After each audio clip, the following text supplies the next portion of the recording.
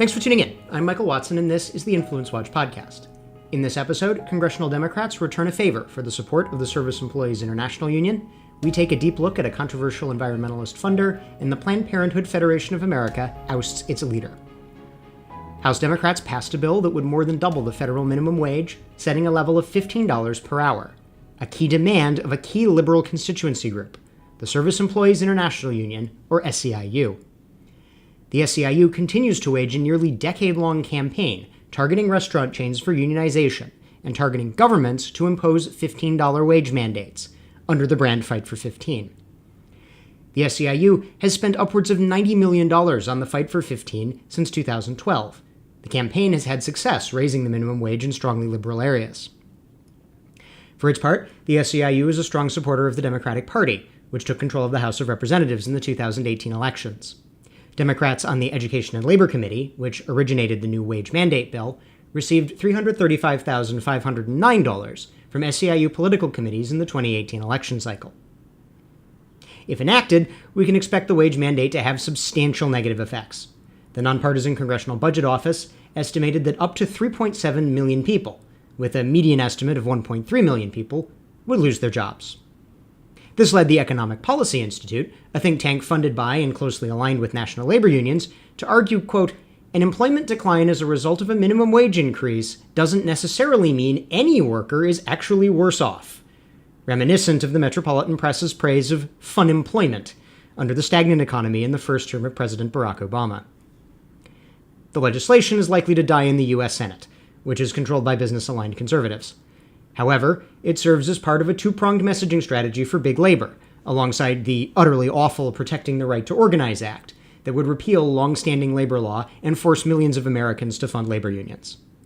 The SEIU and its allies in big labor see an opportunity to fundamentally transform American labor relations, which saw a substantial increase in individual employee rights in the period after World War II, most prominently the expansion of state right-to-work laws, which the union's Protecting the Right to Organize Act would repeal en masse. Doubling the minimum wage would also be a display of union power and intimidation to businesses, while the SEIU alone stands to gain an estimated $100 million per year in dues and fees revenue by organizing McDonald's alone, to say nothing of other chain restaurants. He might not be as famous as some of his fellow environmentalist megafunders, but Fred Stanback Jr. deserves more attention, not only for his willingness to spend tens of millions of dollars on environmentalist activism, but also for his radical anti-humanist population control ideology. Stanback's philanthropic portfolio includes top donor status at dozens of traditional environmentalist organizations like the Environmental Defense Fund and the Environmental Working Group, a handful of strident immigration restrictionist groups like Federation for American Immigration Reform and Numbers USA, social liberal and pro-abortion groups, most prominently Planned Parenthood South Atlantic, and population control advocates, such as Population Connection and the Population Media Center. Stanback runs much of his reported giving through the donor-advised fund Foundation for the Carolinas, making it difficult to identify precisely how big a donor he is. It has been reported that Stanback made a $397 million contribution to the Foundation for the Carolinas in 2014. There's evidence that Stanback has cared more about controlling people than protecting the planet. In a 1998 memo written by controversial population control activist and arch-immigration restrictionist John Tanton, Tanton wrote, quote, Stanback feels that he must spend his time on environmental matters rather than population, meaning population control, matters which are his primary interest, simply because the environmental matters are the ones that are in tune with the general public. Stanback reportedly also supported expanded chemical abortion. In another memo credited to Tanton, Stanback is reported as saying that he helped fund the development of RU-486, the first chemical abortion pill. Stanback-linked environmentalist groups also pushed the population control line. Center for Biological Diversity, recipient of $12.2 million in total contributions from Foundation for the Carolinas, a Stanback-linked funding vehicle, since 2010, has said, quote, runaway population growth is too often ignored by the public, the media, and even the environmental movement.